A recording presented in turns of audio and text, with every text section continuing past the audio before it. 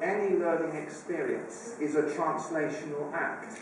And in that sense, I think you could argue that every single moment of conducting an ELT class involves translation, which leads me on to the second point, and I think this is something which I think you need to investigate a bit more, is that when you are talking about using two languages within the classroom context, you have to think about the psychological effect of that act on your learners. In other words, I think one of the things I found from working in an ELT department like yourselves is that one of the ways to improve communication or translational skill is to understand the psychological effect of, one, how the learners approach the idea of speaking the target language, and two, how they use that experience of speaking the target language to their own language.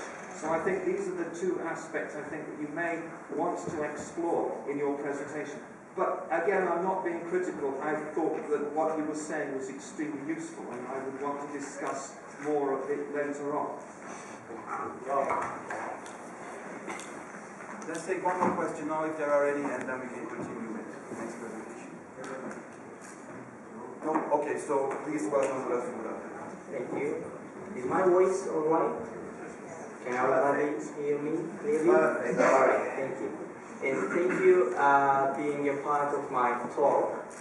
And so far there have been numerous brilliant talks, and it will be fairly difficult for me to match them, but I will try to do my best anyway.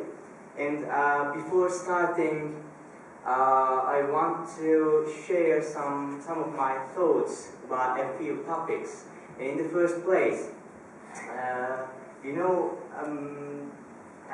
as you have just heard, I don't have any background neither on literature nor on translation studies.